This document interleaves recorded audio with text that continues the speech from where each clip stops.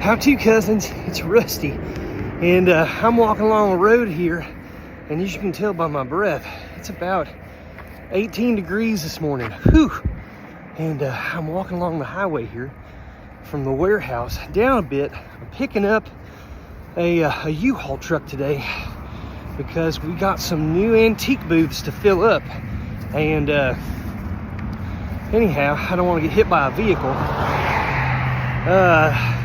I'm going to take you on this journey today and show you what it's like to expand out your territories of places you can sell. We sell on eBay, we sell on Etsy, and we sell locally at antique stores. So I'm going to show you what we're going to grab today, and maybe we can teach you a thing or two about some of the stuff.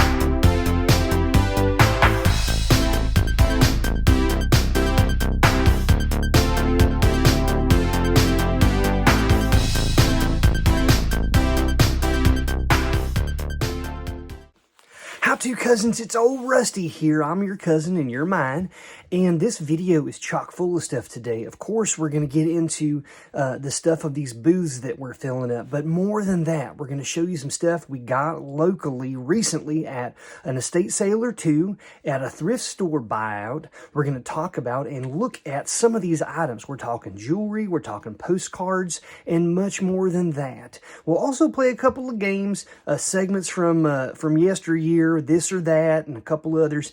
And hopefully you can learn something here. You can follow us. We're even going to talk about what reselling looks like for us in 2024.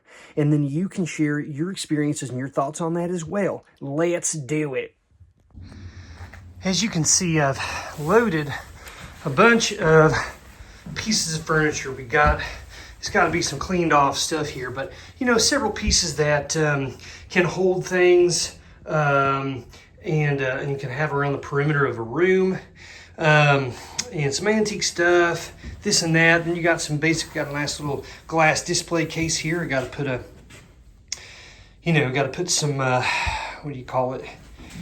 The glass pieces in there, the shelving, nice big, shelf here. I'm going to start bringing out tubs. We got books here, various other things, but about half done loading, so that's not too bad. As you can see, we put a bunch of stuff in a new glass case that we've expanded at the antique store, and it's nice. Put a lot of jewelry in there. As you can see, some things like pocket knives and old fountain pens, a lot of sterling silver, rings and brooches and necklaces, some ceramics, cameras, various little items that are easy, old locks, stuff like that. I'm pretty happy with the way that it looks. And then, of course, here is at least iteration one of the stuff we've put in our new 10 by 14 foot antique store booth. You can see it's a little bit of everything. We got artwork, we've got figurines, instruments, vinyl records, books, and a variety of pieces of ceramic ware, plates, lamps, and just all kinds of stuff that have come out of thrift store and antique store and estate sale buyouts over the last year. Folks, I've done it again. I just came out here today to meet up, to hand off some money to some people I sold some stuff for, and look what happened. Can you see all that back there? I end up doing another big buyout, but I am excited. Got a newly cleaned out spot here in the warehouse, and I brought in the first load, which is about 40% of what I bought.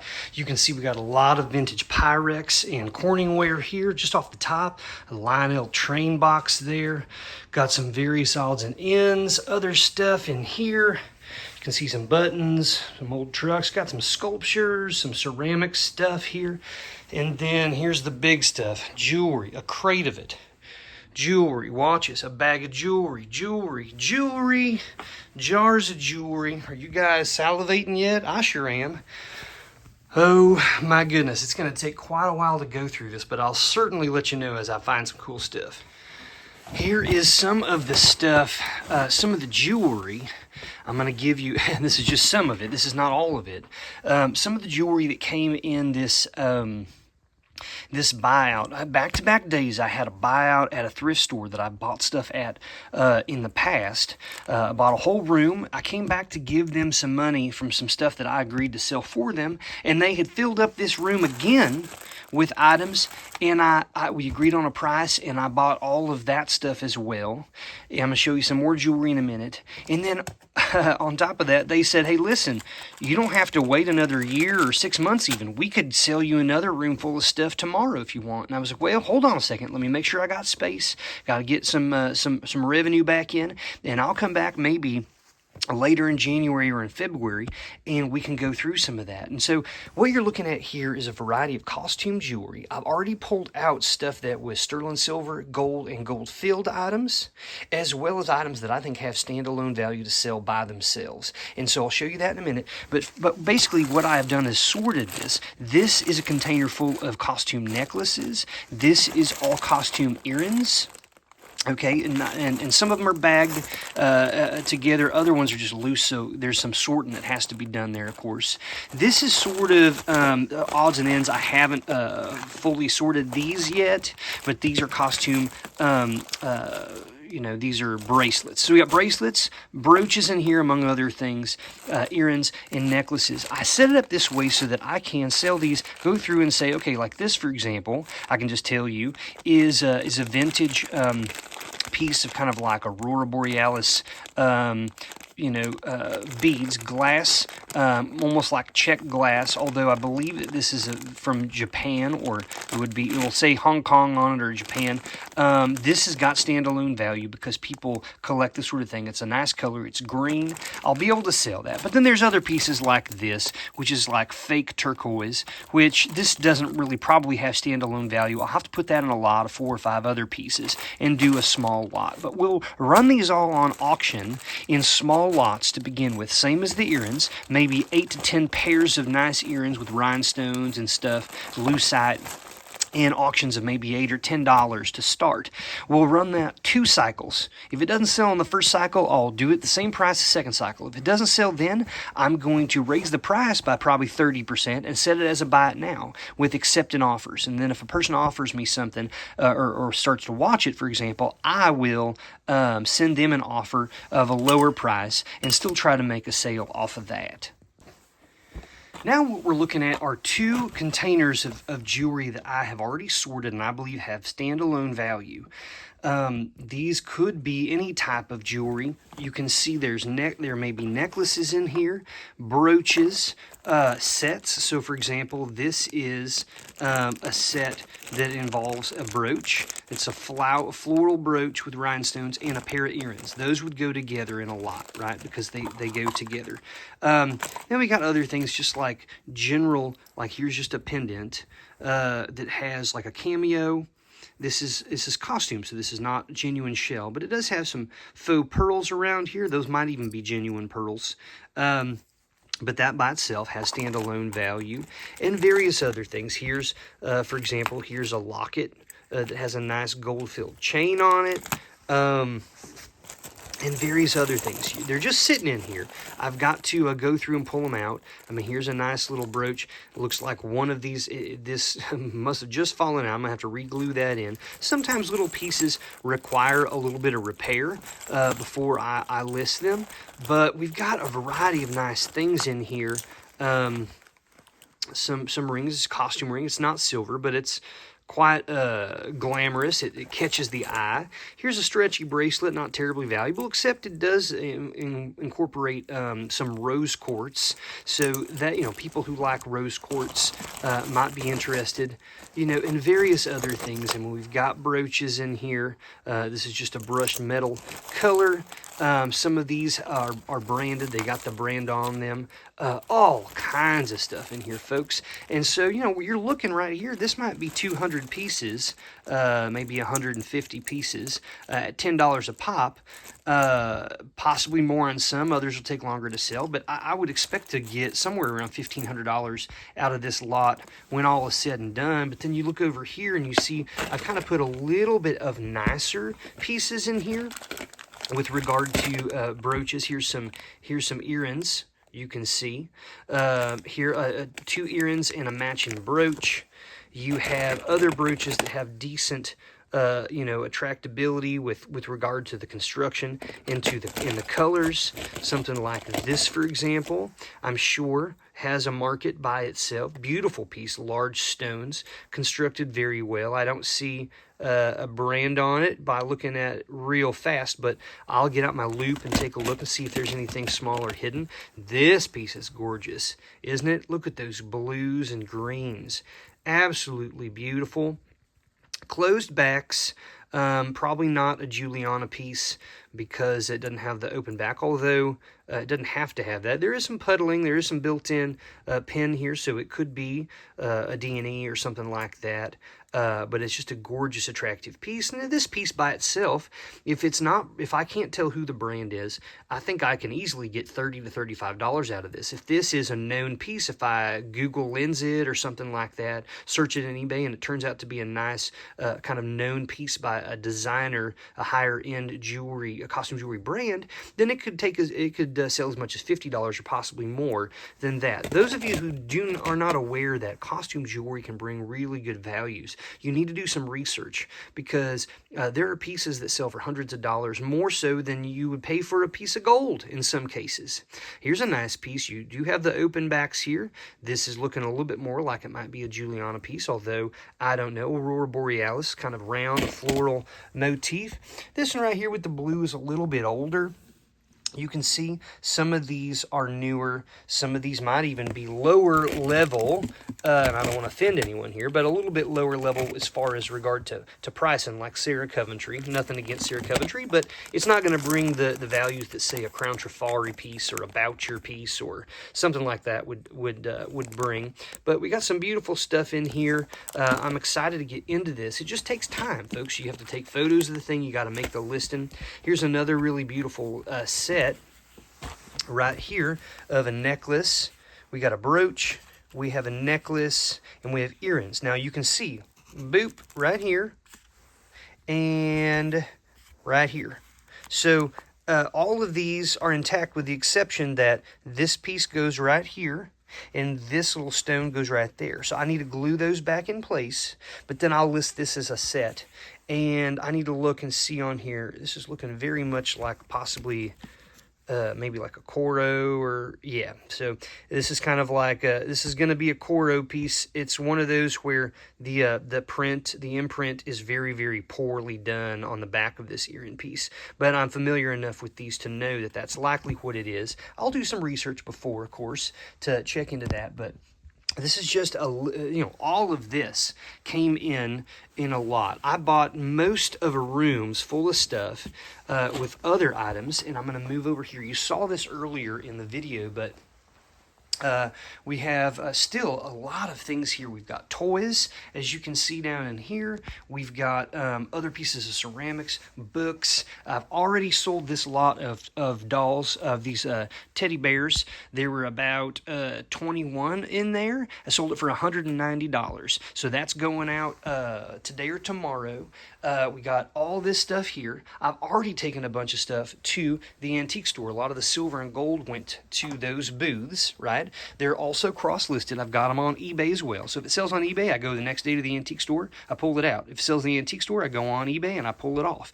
And that's a little bit of what we're doing. We're trying to cross-list a lot. We've expanded one antique booth to another booth and a 10 by 14 foot room.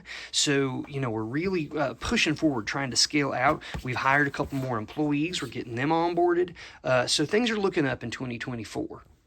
Let's take a break real quick and play a game that I like to call This or That. Welcome back, How To, Rusty, to Rusty How To. How you do? This or that. It's a game, Rusty How To. It's gonna be so much fun. Welcome back to the This or That segment.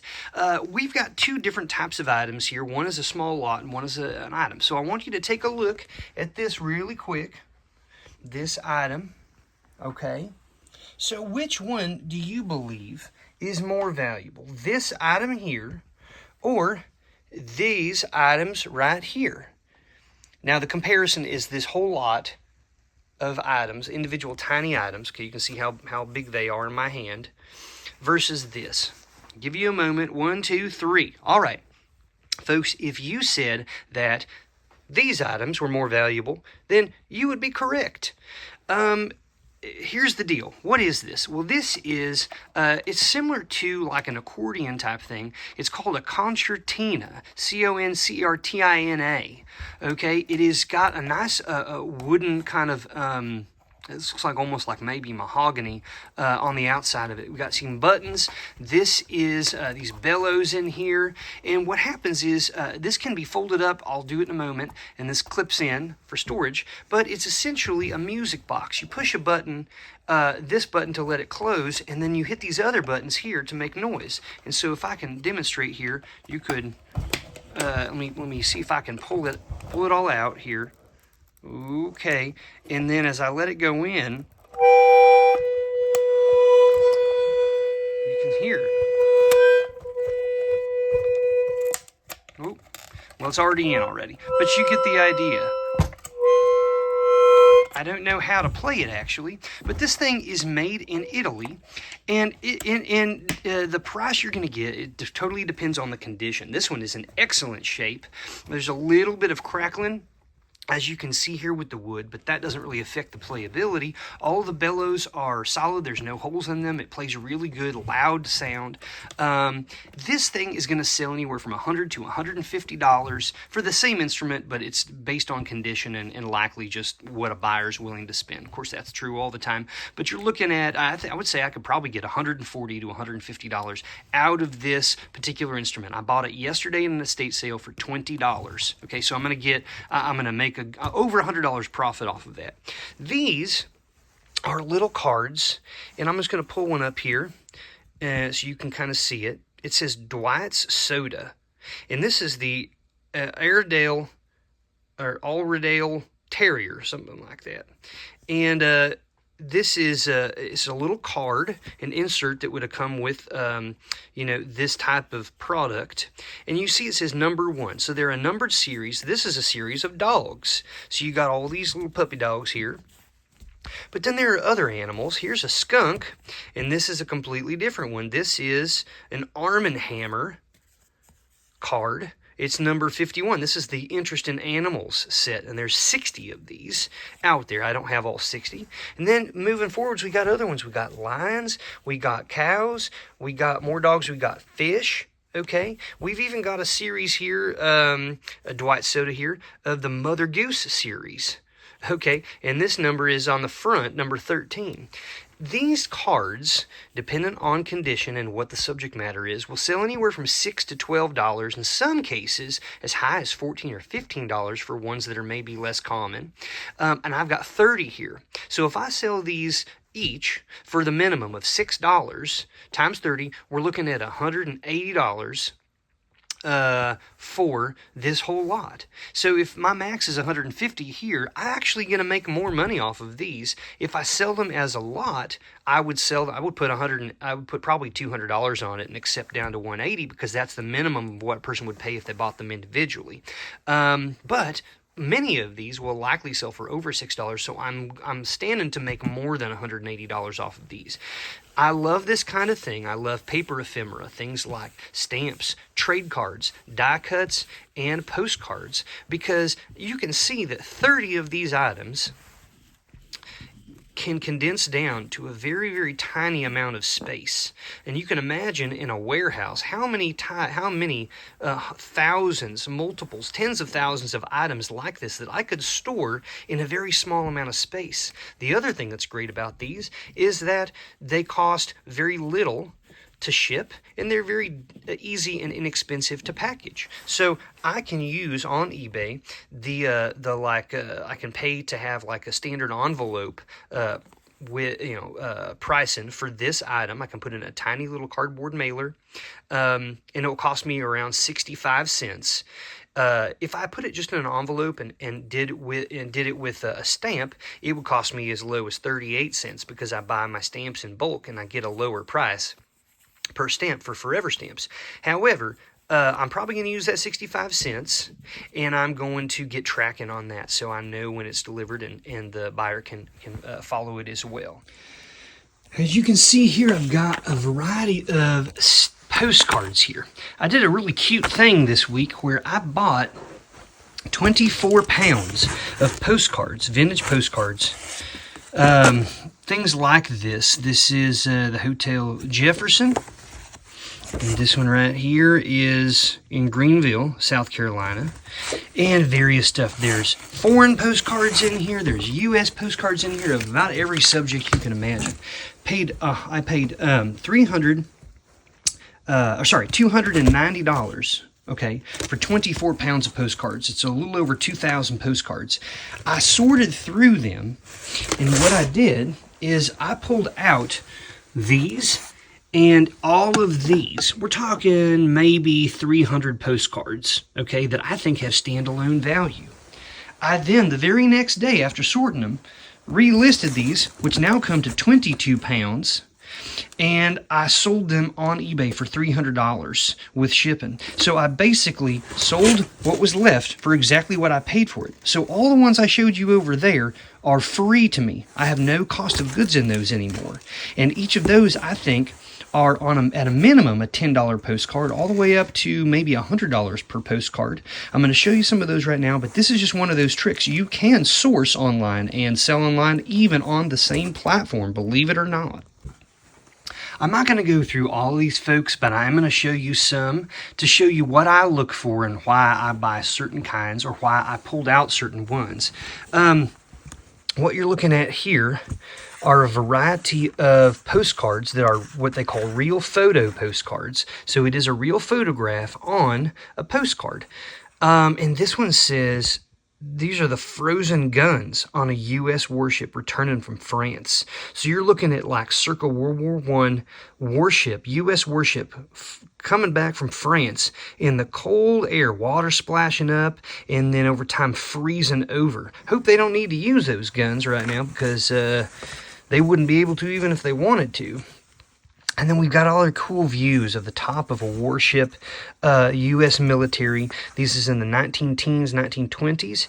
And then scenes of military men for the United States in Panama, near the Panama Canal. That's cool. There's people who are interested in collecting military stuff, plus real photo postcards have good values. You've got a bunch more here as well. Here's a man in his military regalia. Here's a bunch of men who are just, I guess, buddies. I don't know. You can see pictures on the wall. I love looking for those little Easter eggs, kind of, in the backgrounds of these photos. Here's some men who are just operating with molds to make something. They're in some sort of a warehouse or some sort of a work area, and they're doing work and they're posing. Here's a woman on a horse, a tall horse there, just posing for a photo. Here's some men with a big old saw, and they're cutting down trees. That's really cool. Some loggers, possibly. Just a couple of women and a man that standing outside. Maybe two men standing out there by a home. Here's some kids standing out in front of their schoolhouse. And the list goes on, folks. I've got all kinds of people. Here's a woman just chilling out in a rocking chair out here in front of a house. Here's some people. Look at this. Look at this group here. They are just having a day at the beach. Look at those swimsuits. Look how happy they are. Just laughing, and oh my goodness. We got a ball there too. Is that a basketball in the middle? I don't know. Never saw that actually until I started doing this. Here's a little baby in a gown. And there's just so many cool things here, folks. Each of these has standalone value, I believe. I believe that you could sell these for $8 or $10 or more. Moving on, now here's the stuff that people love to see. Postcards of Halloween. So we've got Halloween here. This is a Tuck postcard. Raphael Tuck. Here's another one. Don't be scared on Halloween. Well, don't come after me with your uncut nails then. I suppose if you don't want me to be freaked out. Halloween greeting here. Here's a kid cutting one. This is probably, looks kind of like a clap saddle picture. I don't know if it is or not. It is a tuck one. 1911. Some of these are posted. Some of them are not. Happy Halloween to you. Black cat on a little pumpkin. Kids bobbing for apples, as they did back then. And then here's a nice one. May fortune smile on you. We've got the moon in the background. We've got a witch here. Child witch with a black cat. Unposted. But if you get on and you look up vintage or original Halloween postcard, you will be hard pressed to find something like this that's listed for less than $40. I'm not joking you. So if each of these went for 40, 80, 120, 160, you know what I mean? It just goes on and on. And so these are nice. If you find these, grab them up because they will definitely sell. I don't know why I had these separated. These go in the pile of the real photo postcards, but you got, look at this. This is World War I era. This is in some sort of a hospital room. These are either doctors or workers. They're drinking their beverages. They're putting up Christmas trees. This is probably in France or possibly in Germany. Another child here. And other men, naval officers and people, Navy men. Really cool. Again, the military stuff is definitely one that sells a decent amount. And then you've got some of these folks, and I'm just going to kind of blow through these. This is a beautiful Art Nouveau shot here. Wishing you all the joy. Here's an interesting one I kept just because of this. This is not, before it was changed by the Nazis, it was made the other direction. It was used as a sign of good luck. I think it has Native American heritage, maybe when it was first used. I apologize if I'm incorrect on that. But it was a sign of good luck. Originally, back in 1907, it was not uncommon to see that or have any sort of weird emotional response to it. And then here's a couple of cool ones that are Christmas ones. And these have some good values. I don't come across these very often. You're not really seeing Santa Claus, but you're seeing little gnomes or little little Santa's little helpers or something like this. But these are probably from, over in maybe like Sweden or Austria or one of these places. Possibly German. I imagine they were probably printed in Germany because a lot of them were. And then, of course, some of these really beautiful Santa Claus. We got condition issues on the corner here. But anytime you find Santa Claus ones with blue or purple outfits, which is less common, those tend to bring higher values. Here's one. He's filling the stockings as Santa Claus does. This is a gorgeous one. Great condition. It is embossed, as you can see. Beautiful colors, beautiful design. This is a wonderful representation of a Christmas card in great condition. Here's another one. Look at that purple hat there. He's got a little baby doll and got some drums and other stuff. It's Christmas greeting. Here's another one with a purple Santa Claus. These are awesome, folks. A really nice German one here, embossed, beautiful colors again. It has been used, but it's a really nice shot. And then we have a handful of other Christmas-oriented ones, as you can see here. Just families hanging out, kids getting into their stockings, getting all kinds of fun toys. Isn't that such a good time? I'm going to blow through some others here, folks, as well, just to kind of keep proving my point of showing you ones that I think have good values. A New Year card, anything that's embossed with good color, semi-complicated design can sell really well. Here's a New Year one. This is a Winch, publisher Winch. Again, another New Year. Kind of a creepy looking Valentine. Here, it's me. I'm in the spider web. I'm gonna pull you in. I don't know. I don't know if I would want that. Here's another Valentine one. We're on a phone. Another beautiful one here. Valentine's. I as you can see, a bunch of Valentine ones together because guess what's coming up? You guessed it. Valentine's Day is the next holiday, and so of all year long, popularity, interest, and the most purchases of Valentine-related cards is going to occur within the next month. Okay, and so it stands that. I need to have these out more quickly than any others because people are going to be searching for Valentine's cards. And these are all nice. These are not necessarily like the rarest things out there, but these are the kinds of things that I can sell for $10, maybe even up to $14 a card. Now, it's a slow burn. It doesn't happen overnight. It's not like I put these up and people are like, oh my goodness, I got to buy this, and I get into a bidding war. But some of these are very beautiful. You fill up a photo album or a postcard album with a bunch of ones that are very colorful like this, and they have a good value. People enjoy them. They like to look at them. And then there are collectors out there, of course, who are looking for better and better condition cards all the time. I really like this one. It's just really cool. It's clearly patriotic. You got like an encampment in the background in black and white, but in the foreground you got this young lad with an American flag. Here's another one, kind of a contrast between, say, Civil War era regalia and then more of like a World War I. Today and yesterday, we're fighting in wars. Is what it's in. Sad to say, we're still doing it today, aren't we? Glory and prosperity for our country with our new president, William Taft. That's kind of a cool one. It incorporates a president. And then we got some of these Easter ones. The thing that's fun, ones that carry really good values, are anthropomorphic cards. And those are cards that where we assign human characteristics to animals. So like here we are, you've got, looks like a military. You got the leader rabbit there and all the rabbit troops.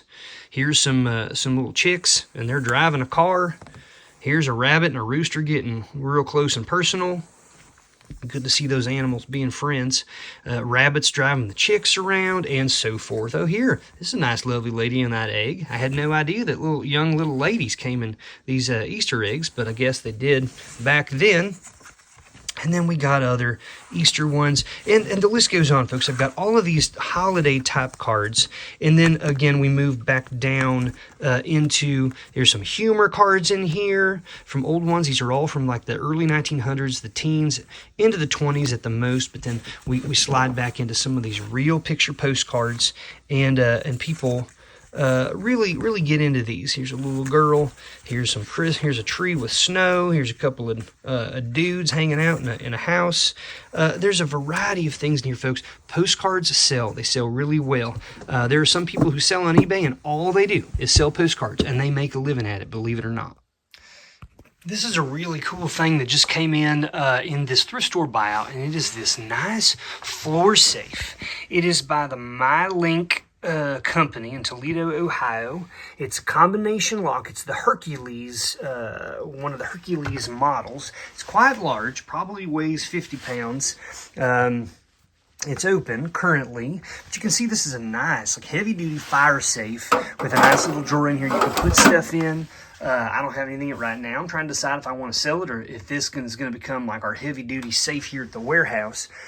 These things sell in the $250 to $400 range from what I can see. I've not found this exact model yet, but the great thing is I've got a card in here that tells, and also multiple cards. They were really worried about not knowing the combination, but I got all the combination information on here. It works properly.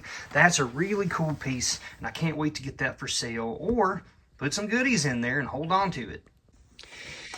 Vintage and antique chess sets can sometimes sell for really good money. This came out of an estate sale I bought some stuff at yesterday, and some of these are going to fall out because they're loose. So I'm not going to open it all the way, but basically you can see that this has got a nice like material in here. It's vintage, and these pieces are solid brass. We got one that's more of a copper color. They've done a coating on it so that you can differentiate the quote-unquote dark side from the light side. But this is a full set, and sets like this can sell in the $150 to $200 range. And kind of what's interesting about it also is that the case itself, like you take all the pieces out, you flip it over, and then the box itself is the chessboard. Very nice. It's like more of like a setup as a travel probably piece, but very cool. People who like these vintage ones and like unique sets might be interested in this. I wanted to spend some time showing you this piece because I'm very excited about it. This also came out of the estate sale yesterday. This is, I don't know, I'm guessing it's still 1900s, but it could be 1800s. It is a jewelry box that is solid rosewood, gorgeous condition, And it has this carved motif on the doors of a dragon. You can see the tail starts up there, it winds down, and then you have the dragon with its mouth open right here on both sides. It stands up off of the ground a little bit, and it has this very interesting feature that I'd like to show you about. See this piece right here? Well, that is in the shape of a fish, but it is a lock. This lock is made of brass, and let's see if I can get it to zoom in there. As you can see, it's a very interesting piece. It has this hollow center, and it has this pin here, which the rod itself goes through this section to hold it in place. And then it has this section here, which is actually bent in more than it should be, but this slides in place and clicks in. You need a key or a piece of something to push in there to poke it out to open it up, but that's how it's connected. Now these doors, let me refocus here. These doors, they open out like so, and then they slide into place to be out of your way. Now this is achieved by, and I'll pull this out, these small dowel rods right here you can maybe see. Right here, you see that? Now unfortunately over time and use, these have worn down too low on either end. So what Rusty's going to have to do is a little bit of work. I'm going to need to drill these out, and I'm going to need to buy or fashion some new rosewood pegs to put in here. But you see, it's designed so that there's a groove in the bottom here. I don't know if you can see that or not. Come on, light. There, you can see that. It runs around so that on below and on top, this thing slides into place. Now, this one will fall out if I'm not careful, so I got to be very careful with it. But these go in, and you can see we've got 1, 2, 3, 4, 5, 6, 7 different drawers here that can open up to hold jewelry or other items, whatever you want them to be. They're very nice. Okay, they are made with a dovetail design. Okay, they've been fitted together. There are no nails or screws, and even the bottom side here has been shaped in a convex way. It's all kind of fits together real nicely. Really cool. This had various pieces of jewelry in it and some watch components, but I think it's gorgeous. Now these things, original ones, the oldest ones, the ones that were the first that this was modeled after, can sell for tens of thousands of dollars, believe it or not. This one is not that valuable. This is going to be more in the $300 to $500 range, most likely. But again, I spent $250 on everything at this estate sale yesterday. A lot of the jewelry came out of that. Not all of it. Some of it came out of the thrift store buyout. But some watch components, like I said. That concertina that I showed you earlier came from that. And a few other things. I'm going to make my money back off of several individual items. This will be left. A lot of the jewelry will be left. And this is where I'm going to make my profit.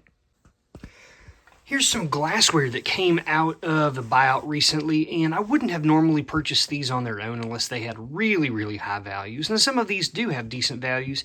I just don't like to deal with this because they're so fragile. It takes so much time to package them, and you risk them being damaged in transit. Now, this is the kind of thing I don't mind having in an antique store, for example. What we got right here is what they would consider a swung vase. And this is kind of like a white, like a milk glass, rose-colored glass. You've got actually some roses here in the motif on the bottom base. But this is by the Fenton Company. They do a lot of what they call hobnail stuff. That's where it's real bumpy all over it. But this piece is really beautiful. They call it a swung vase because it's a hand-blown art piece where they take it, and as they're going, they swing it. It was swung, folks, and that's what makes these little pieces flip out here, or little edges here. These are swung vases are highly collectible, certain brands more than others, but this exact piece has sold for close to $100 on eBay recently. I paid $15 for it. And then we've got these beautiful, also handmade glasses, flutes and wine glasses, things like that. And this is very much an Art Nouveau style with the colors and kind of the waviness of it. And on the bottom, lucky for me, in as far as helping identify a thing, we have the old sticker, and it says it's Reuven. It's hand painted, Reuven glass by Nouveau Art Glass Company in the United States. And I've got 3 different ones I'll show you here, various sizes. Let me put them together so you can see the different shapes and sizes. Right here, I think they're quite nice. People who enjoy Art Nouveau style things would really like these. And, you know, the prices are going to vary. I'll probably, if I put them in an antique store, I'm going to price them individually. If I put them online, I'm going to put them as, it's not an exact set, but like a lot of 3 different ones for people who collect. A lot like this could sell for as much as $100. I bought these 3 in a little box for $10. So you're looking at potentially $200 worth of glass that I only spent $25 on. In the world of instruments, you may recall from a previous video that I purchased this mandolin that's from the 1930s for $12. And why did I buy it for $12? Well, a couple of reasons. One, it had some severe damage to the neck where it joins with the body. It was a serious crack there. And so I did some work. It's still ugly looking, but I will make it look nicer. But what I essentially did was I filled in the grooves of the crack with wood glue, and then I screwed in 2 screws on either side to hold it in place. Now, this type of instrument does not have a truss rod, and so that means that there's no way to adjust the bow of this. Now, the good news is a mandolin has a short length of the neck, and so the likelihood that it's going to bow is less say than a guitar. Also, the tension on the strings and on the neck is not as tough. But anyhow, that's what I did. I put these in. I filled it in. I've sanded it to where it's smooth to the touch, and now I just need to go in and touch this up with a stain so that you don't necessarily even notice it unless you're looking real closely. I added a strap peg here. On the back here, we had broken tuners, and so I bought a new set of tuning pegs for either side. They were not the right size, so I had to route out larger holes in order to put those in, but I got those in. I also fabricated out of the same type of wood as the fretboard, a piece of rosewood for the nut, because that was missing. I then proceeded to purchase a new tail piece and a new tail piece, the strap peg button here at the bottom bout. And I also bought a generic rosewood floating bridge for a mandolin. It unfortunately did not come at the correct shape of the top, which is convex on the outside. So I had to add a couple of pieces underneath and then sand it to the correct curvature of this. I did the measurement as to how far back the bridge should sit for a mandolin like this from the nut. Got it positioned correctly, put strings on it, and it is not tuned perfectly, but it does play. So with all of the wood cost me nothing except for my time. I already had it. The pegs, the bridge, and the tailpiece and the strings, I'm about $40 in on the supplies, and I paid $12 for the instrument. So I'm $52 in on a functional 1930s mandolin. Is it the prettiest thing you've ever seen? No, folks. But if I want to, sing a little tune, hum something to kind of wake Peaches up when he's sleeping on the job, I got this. And then, of course, if I wanted to sell it, I bet I could sell this for at least $100 on the low end, probably a decent bit more. I've set these up here just to kind of have them on display for us and the workers here until they sell. But we got a really cool variety of vintage cameras. Right here you're looking at the Kodak model, Kodak Junior. This is model 3A. Why is the 3A significant? Well, this is the model that Kodak put out so that people could take photographs that were the exact dimensions of a postcard. So they would take their photographs on what you're looking at right here. And this right here, this section in the back, is a 4x6. It fits perfectly, or 3.5 by 5.5 on a postcard, a standard size postcard. So they would take their photos, they'd send it off, and in the dark room, someone would put those on postcards, and then they could send them out to their friends and family. Here's another one a little bit later. We got the model number 1. Moving over, we have another one. This is very much like an Art Deco design, but it's another land camera with bellows that people could use in their home. We got another one right here. See if I can zoom in on that. Yeah. We've got the original tag on there, which is kind of cool. And then moving on, we got a Bell & Howell. This is a video camera. This would be an 8mm video camera, which is pretty cool. And then an old Brownie, of course. We come through a variety of different old cameras. Oftentimes they don't work or they require servicing, but these are all up for sale in our eBay stores, and so hopefully we'll get these. We come through them a lot. I just find them absolutely fascinating. I feel like 2024 is going to be a big year. I'm really hopeful for it. You just don't know what's out there, what's waiting for you. But with hard work and persistence, I think it'll pay off for us and you as well. Good luck out there hunting this week, and we'll be back with weekly videos starting next week. Bye, cousins. Beep, boop, boop. Let's go make some money. Rusty, Rusty, Rusty, how to? Rusty, Rusty, Rusty, how to? Rusty, Rusty.